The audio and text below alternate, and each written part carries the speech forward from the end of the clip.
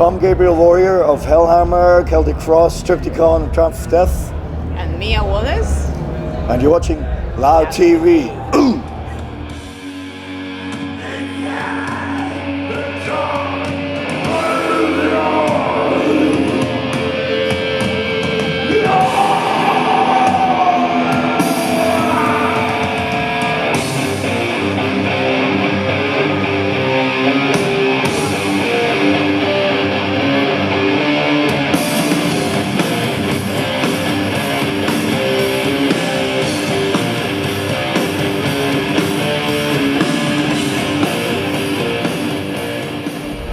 Well, of course, you feel that massively. In my opinion, it's a very complex topic, because of course there should be some limits to what you can express, because people misuse it for hatred and discrimination and whatever. On the other hand, I'm somebody who's used to speaking my mind, and I became a rock musician to speak my mind freely. So it's very much a contradiction, and I don't know if there's a black or white answer to this, a yes or no answer. It's a funny thing that you should ask this, because in both of my main bands, Triumph of Death and TRYPTYKON, I work with women, and I see in the scene some misogyny, some very primitive comments against women just based on their gender. And then I feel this should be censored, because we're in the 21st century. And free speech, of course, is important, but not if it's just out of stupidity and hatred. And so there I am on the other side, where I think, no, you shouldn't be allowed to say things like this. For me, my bassist, I don't care if it's a woman or a man, the bassist has to be the right person, play the right way. So I find myself on the other side of this due to my own bands. I'm Italian, you know. My roots are not very good for accepting a female musician. I have been victim of a lot of misogynies from people that were not accepting me only because I was a woman, and because I always played an extreme genre.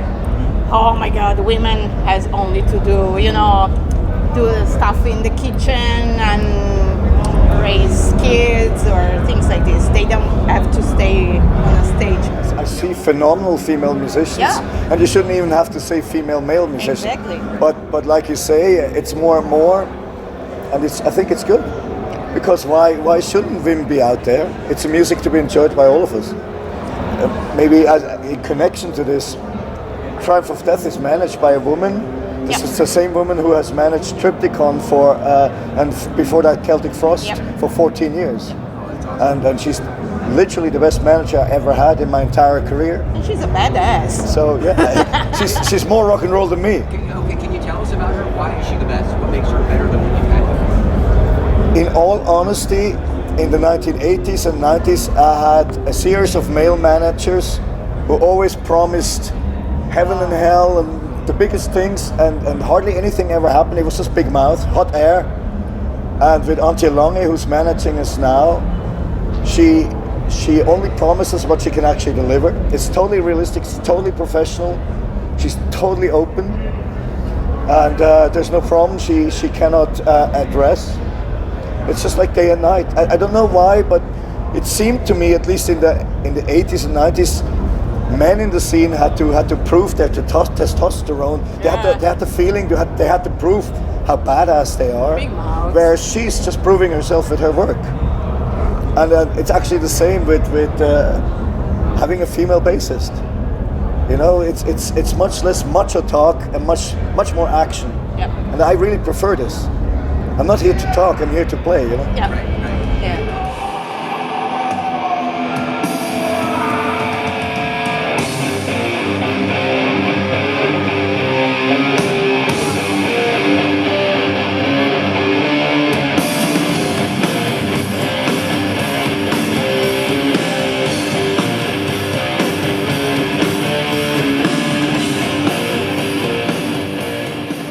Well, we're in the 21st century. I first saw live photos of her on Facebook, and I was deeply impressed. There was just this radiation of energy, and arrogance and confidence, just the right amount of everything. So we hooked up on Facebook, and a few months later she came to a TRYPTYKON concert in my hometown. Yeah, it was the Rebel event. It was a Red Bull special event, Yeah. and she came to see us. That's the first time we met. Yeah.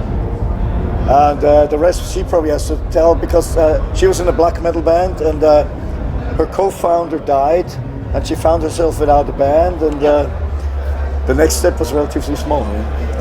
Yeah, she basically helped me because I was really down, because with my ex partner in my previous band, I basically lost everything, because in Italy it was not possible to go on with this band, because this band was strictly related to him.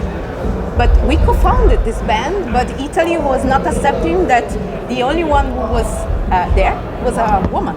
So I split up with the band, but nobody wanted to build a band with me in Italy, actually, because nobody gave a shit about a woman.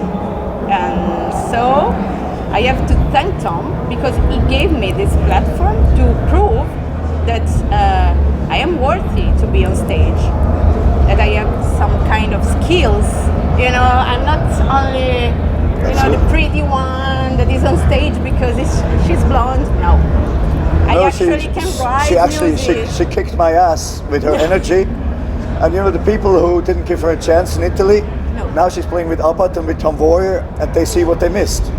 Because I don't think these two people in the metal scene would have played with her if there was nothing to her. No. Abbat told me that you are a real warrior. Arrogance to me also is a negative word. But if you dare to go on stage and to sell yourself in public, you do have to have a measure of probably overblown self-confidence, which borders on arrogance. That's what I meant. You really need this. If you don't have this, you stand there, look at your shoes. But if you want to go engage the people, you have to have certain kind of grandeur, and she has this, And no fear. No fear. When you No get up on fear. stage. You have And not to be. it's important, because I'm bound to the microphone for a lot of the performance. Yeah. So I have to rely on the others in the band to Yeah. take over for a while, and that's perfect. So